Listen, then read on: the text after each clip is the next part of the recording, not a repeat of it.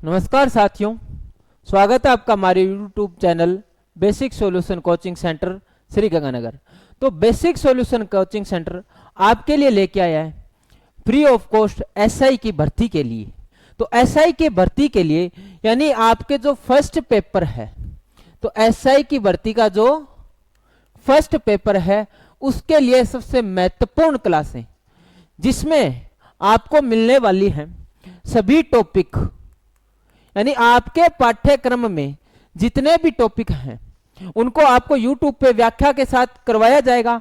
उसी के साथ भी अपने एग्जाम के अंदर वर्तमान में प्रश्न किस प्रकार चल रहे हैं और पुराने पेपरों में किस प्रकार पूछा है, यानी पीवाईक्यू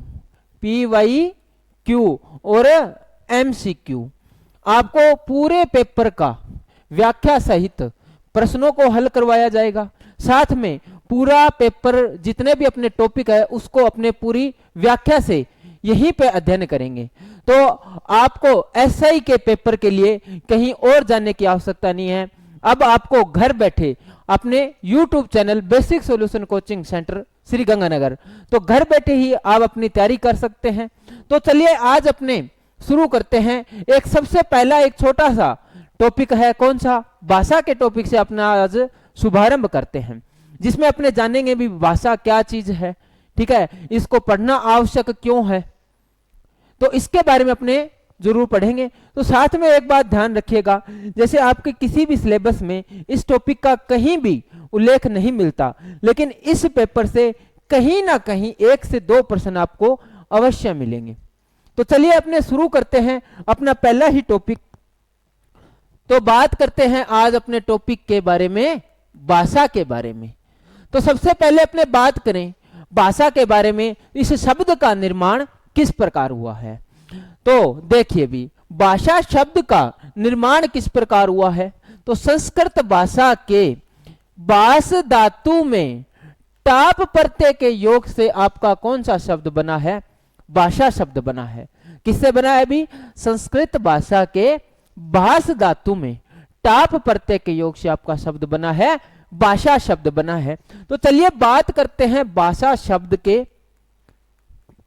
शाब्दिक अर्थ की। देखिए भी शाब्दिक अर्थ भी, भाष या भाषा शब्द का आपका शाब्दिक अर्थ क्या निकलेगा। तो भाष या भाषा शब्द का शाब्दिक अर्थ क्या रहेगा आपका, क्या, व्यक्त करना, और क्या रहेगा, प्रकट करना।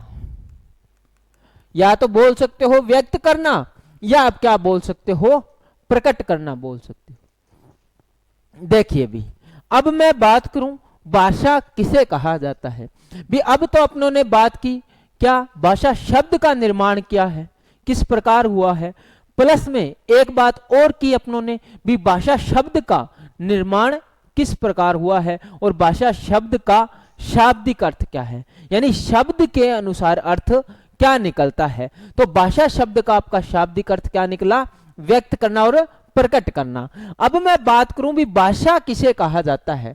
तो भाषा किसे कहा जाता है भी, मानव समाज या समुदाय के द्वारा अपने भाव या विचारों को प्रकट करने का माध्यम क्या कहलाता है आपका, भाषा कहलाता है।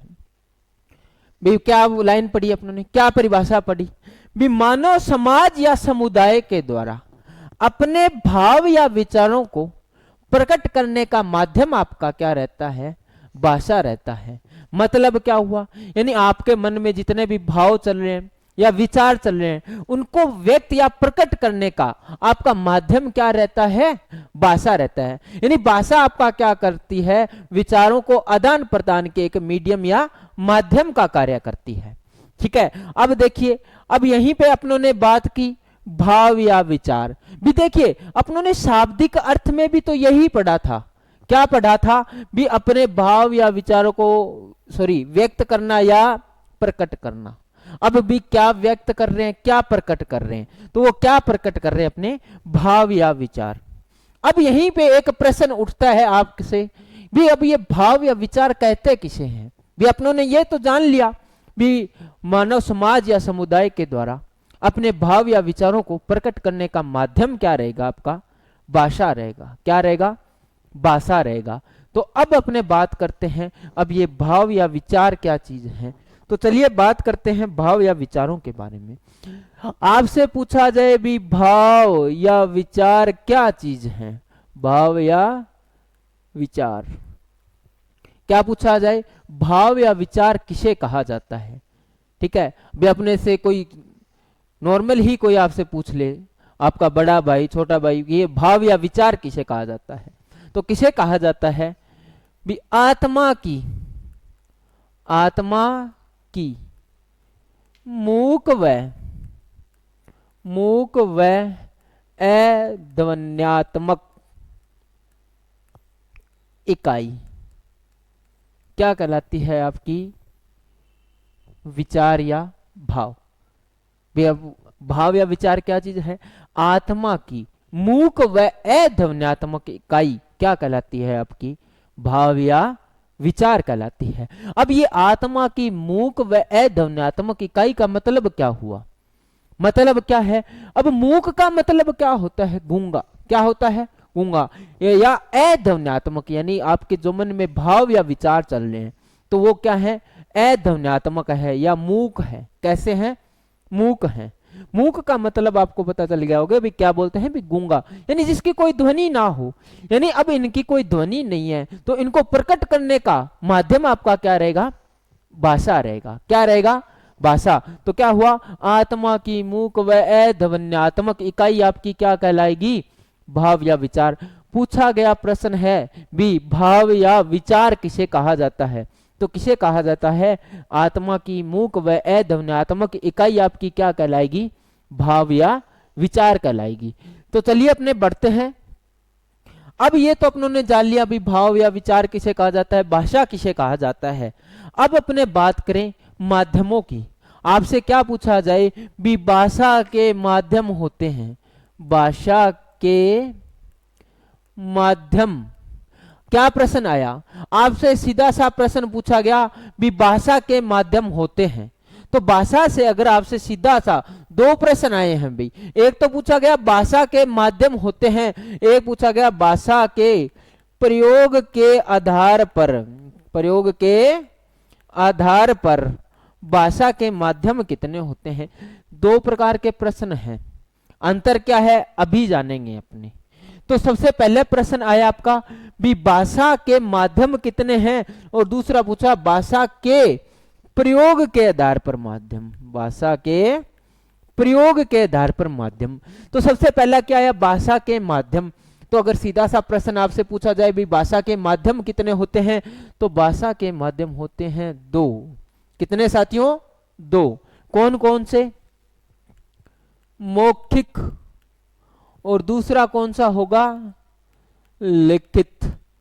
एक तो होगा मौखिक और दूसरा कौन सा हो जाएगा? लिखित हो जाएगा।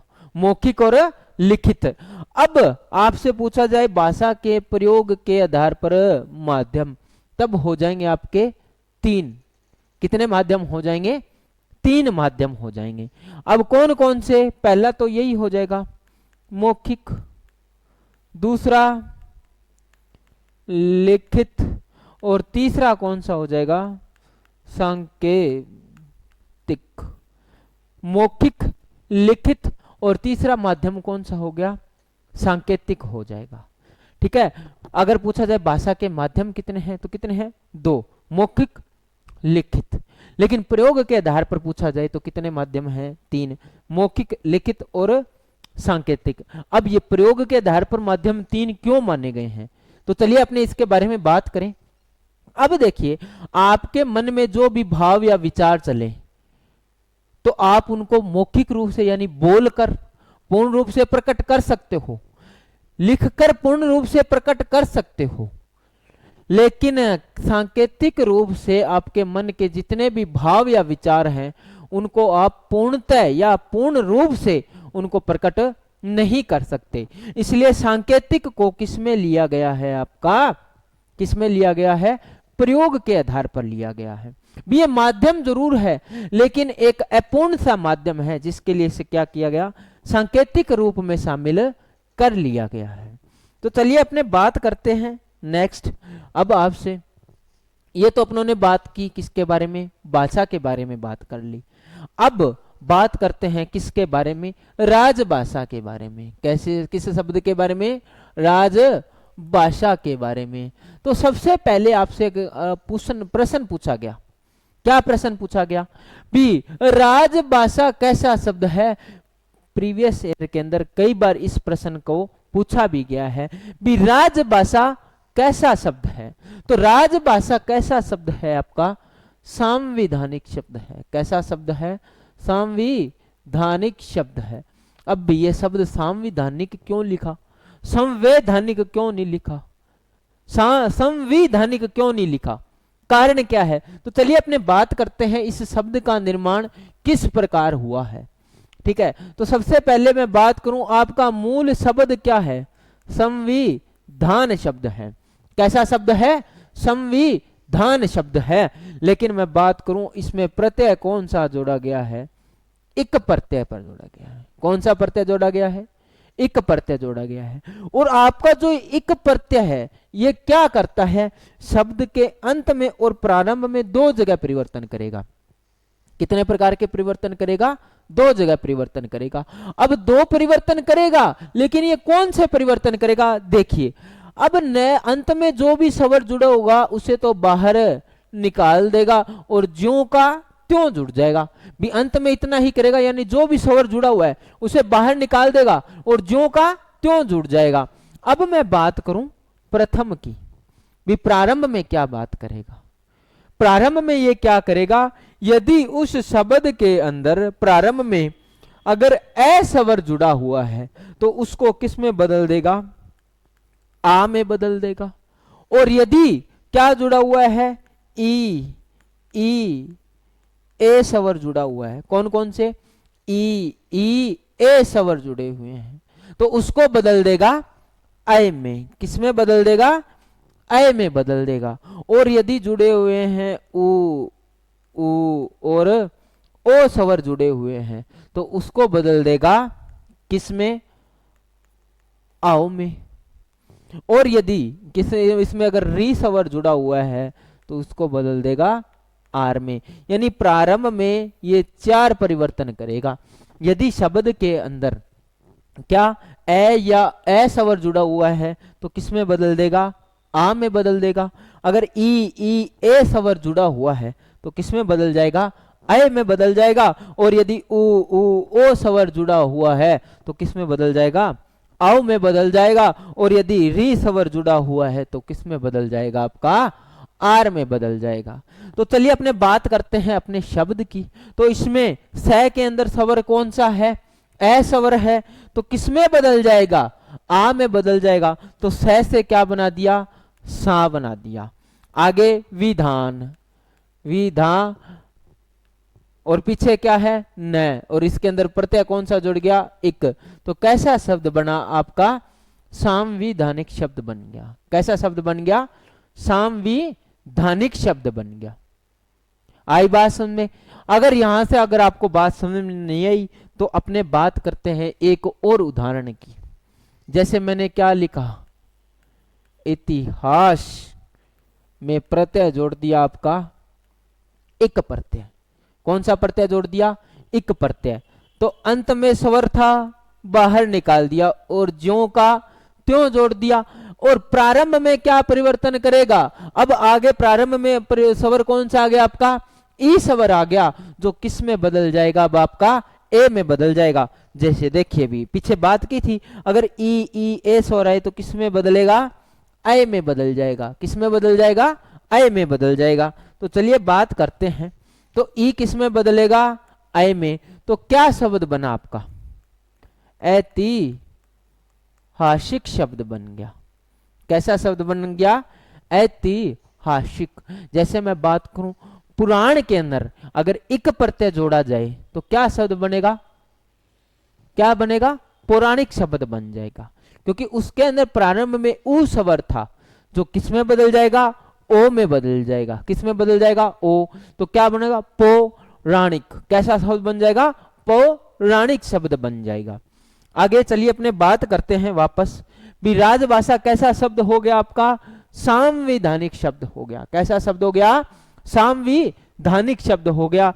अब अपने मैं बात करूं राजभाषा शब्द के बारे में, राजभाषा शब्द के बारे में। अब आपसे अगर पूछ लिया जाए भी राजभाषा कहा किसे जाता है, तो राजभाषा किसे कहा जाता है? भी राजभाषा किसे कहा जाता है? जिस भाषा में किसी देश का कानून चले या कार्यालय में प्रयुक्त होने वाली भाषा क्या कहलाएगी? आपकी राजभाषा कहलाएगी। क्या कहलाएगी? राजभाषा कहलाएगी। चलिए अपने बात करते हैं राजभाषा में, ठीक है। यानी अपने वर्तमान में जिस भाषा में हमारा देश का कानून चल रहा है या हमारे जितने भी सरकारी कार्यालय हैं जिनमें कौन सी भाषा का प्रयोग किया जा रहा है? हिंदी का। तो हमारे देश की राजभाषा कौन सी हो गई?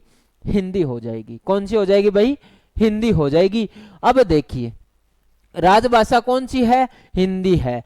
अब मैं बात करूं हमारे देश की राजभाषा कब बनाई गई थी, तो यह बनाई गई थी 14 सितंबर 1949 को। हमारे देश की राजभाषा किसे बनाया गया? हिंदी को बनाया गया। किसे बनाया गया भाई? हिंदी को हमारे देश की राजभाषा बना दिया। क्या बना दिया? हमारे देश की राजभाषा हिंदी को बना दिया। अब अगर आपसे प्रश्न पूछा जाए भी हिंदी दिवस कब बनाया जाता है, तो ये कब बनाया जाता है? 14 सितंबर को बनाया जाता है। कब बनाया जाता है? 14 सितंबर को। और यदि पूछ लिया जाए विश्व हिंदी दिवस, विश्व हिंदी दिवस कब मनाया जाता है, तो विश्व हिंदी दिवस कब मनाया जाएगा? आपका 10 जनवरी को मनाया जाएगा। कब मनाया जाएगा भाई? 10 जनवरी को। तो ये दो बातें की अपनों ने। क्या क्या भी? हमारे देश की राजभाषा किसे बना, कौन सी है? हिंदी है। कब बनाई गई? 14 सितंबर 1949 को बनाई गई। और अपने बात करें विश्व हिंदी दिवस कब बनाया गया, तो वो कब बनाया गया? कब बनाया जाता है? 10 जनवरी। और हिंदी दिवस पूछ लिया जाए तो कब बनाया जाता है? 14 सितंबर को बनाया जाता है।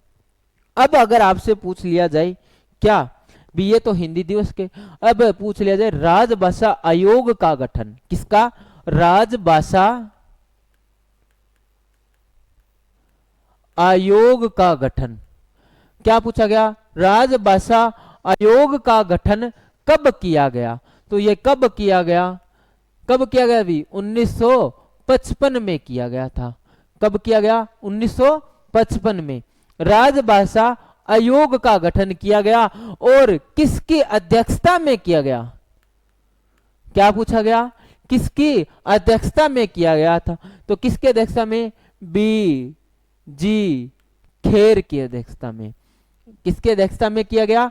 बी जी खेर। और पूरा नाम क्या हो जाएगा? बाल गंगाधर खेर की अध्यक्षता में। कई जगह आपको खेर शब्द मिलेगा और कई जगह आपको क्या मिलेगा? बाल गंगाधर खर्रे मिलेगा। क्या मिलेगा? खेर या खर्रे। तो इसका ध्यान रखना। अब अगर आपसे पूछ लिया जाए राजभाषा विभाग की स्थापना कब की गई थी? राजभाषा विभाग की स्थापना कब की गई थी? तो ये की गई थी 25 जुलाई 1975 को। यानी आपका अलग से विभाग बना दिया गया। कब? 25 जुलाई 1975 को। आगे बात समझ में? तो चलिए अपने बात करते हैं नेक्स्ट। अब आपसे प्रश्न क्या पूछा जाए? अब आपसे प्रश्न पूछा गया भी राष्ट्रभाषा किसे कहते हैं? राष्ट्रभाषा। अब बात करते हैं राष्ट्रभाषा। तो राष्ट्रभाषा कैसा शब्द है? तो ये कैसा शब्द हो जाएगा? व्यावहारिक शब्द हो जाएगा। क्या हो जाएगा? व्यावहारिक शब्द हो जाएगा। तो राष्ट्रभाषा कैसा शब्द हुआ आपका? व्यावहारिक शब्द हो गया। अब मैं बात करूं राष्ट्रभाषा कहा किसे जाता है भी? जिस भाषा आपके देश के अधिकतर क्षेत्र में बोले जाने वाली भाषा कौन सी कहलाएगी? राष्ट्रभाषा। यानी हमारे देश के अधिकतर क्षेत्र में जो भाषा बोली जाए वो कौन सी कहलाएगी? आपकी राष्ट्रभाषा कहलाएगी। कौन सी कहलाएगी भाई? राष्ट्रभाषा कहलाएगी। अब राष्ट्रभाषा के बात का कर ली अपने ने, यानी हमारे देश के अधिकतर क्षेत्र में जो भाषा बोली जाए कौन सी कहलाएगी? राष्ट्रभाषा कहलाएगी। लेकिन अगर मैं बात करूं राष्ट्रभाषा कि हमारे देश की राष्ट्रभाषा कौन सी है, तो याद रखिएगा हमारे देश की कोई राष्ट्रभाषा नहीं है। आगे बात सुन में, अब ये तो अपनों ने भाषा के बारे में बात कर ली। चलिए अब इसी के साथ अपने बात करते हैं भी हमारे मूल संविधान में, या जब संविधान का निर्माण किया गया था उस समय कुल कितनी भाषाएं थी? तो उस समय कुल कितनी भाषाएं थी? 14 भाषाएं थी। लेकिन पूछ लिया जाए वर्तमान में कितनी है, तो वो कितनी है? 22 भाषाएं हैं। कितनी भाषाएं हैं? 22 भाषाएं हैं। अब पूछा जाए भी कुल कितनी नई जोड़ी गई, तो कुल कितनी नई जोड़ी गई? 8 नई जोड़ी गई। और आपको इतना तो पता ही होगा कि अगर अपने को संविधान में कुछ भी जोड़ना हो या हटाना हो तो इसके लिए किया जाता है संविधान संशोधन किया जाता है। क्या किया जाता है? संविधान संशोधन। तो भाषा के लिए अब तक कुल कितने संविधान संशोधन किए जा चुके हैं? तो कितने किए जा चुके हैं? 3। कौन कौन सा? 21, 71, 92। कितने किए हैं? 3 किए हैं। कौन कौन से? 21वां संविधान संशोधन, 71वां और 92वां संविधान संशोधन। अब 21वां संविधान संशोधन आपका पूछा जाए कब आया था? 1967। कब आया था? 1967 के अंदर। और 71वां कब आया था? 1992 में। और 92वां कब आया था? दिसंबर 2003-4 में आया था। तो पहला संविधान संशोधन कौन सा? अब प्रश्न पूछने का तरीका किसी भी प्रकार रह सकता है। अब आपसे पूछा जाए भी भाषा के लिए अब तक कुल कितने संविधान संशोधन हुए हैं, तो कितने हुए हैं? 3 हुए हैं। लेकिन पूछा जाए भाषा के लिए प्रथम संविधान संशोधन कौन सा हुआ था? भी भाषा के लिए तो ये प्रथम ही था, ये द्वितीय और ये तृतीय। यानी प्रथम संविधान संशोधन भाषा के लिए कौन सा था? तो वो 21वां संविधान संशोधन था। कब आया था? 1967। या पूछा जाए हमारे देश के मूल संविधान के बाद नई भाषा सबसे पहले कब जोड़ी गई? तो कब जोड़ी गई? 1967 के अंदर जोड़ी गई। और कौन सी भाषा जोड़ी गई? आपकी सिंधी भाषा जोड़ी गई। कौन सी?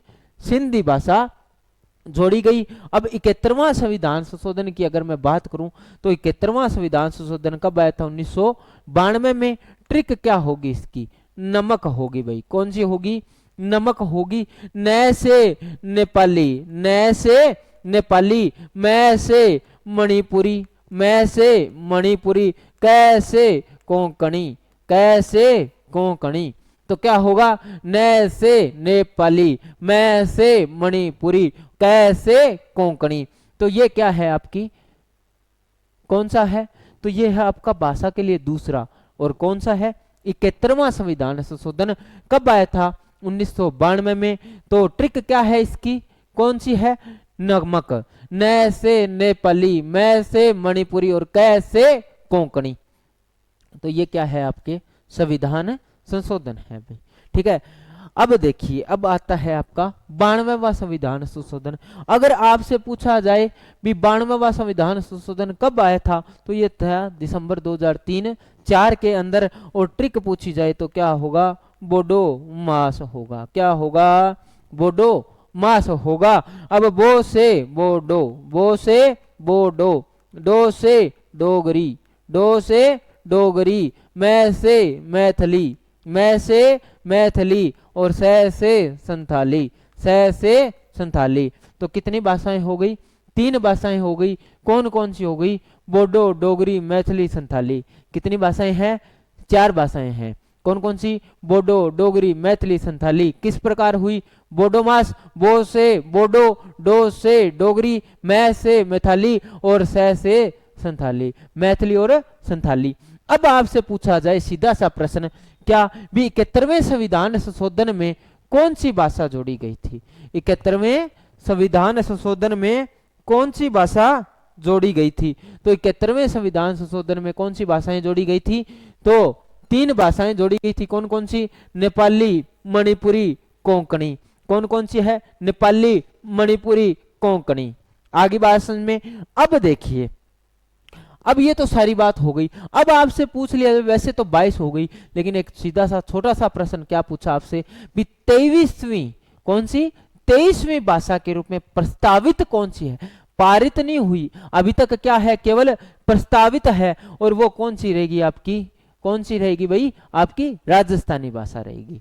ठीक है, अब आपसे छोटा सा प्रश्न पूछा गया भी सभी भाषाओं का उल्लेख संविधान की किस अनुसूची में है, तो किस अनुसूची में है, तो वो है आपका 8वीं अनुसूची में। किसमें है, 8वीं अनुसूची के अंदर है। यानी जितनी भी आपकी 22 भाषाएं हैं, इन सभी भाषाओं का उल्लेख आपको कहाँ मिलेगा, 8वीं अनुसूची के अंदर मिलेगा। तो यहां तक क्या सभी को बात समझ में आई? तो चलिए अपने 5 मिनट का एक छोटा सा रिवाइज ले लेते हैं भी आज आपने क्या क्या पढ़ा। सबसे पहले अपनों ने बात की भाषा के बारे में भी, भाषा शब्द का निर्माण किस प्रकार हुआ है। तो संस्कृत भाषा के भाष धातु में टाप प्रत्यय के योग से आपका कौन सा शब्द बना है, भाषा शब्द बना है, और शाब्दिक अर्थ क्या है, व्यक्त करना या प्रकट करना। अब भाषा किसे कहा जाता है भी, मानव समाज या समुदाय के द्वारा अपने भाव या विचारों को प्रकट करना क्या कहलाएगा, आपका भाषा कहलाएगा।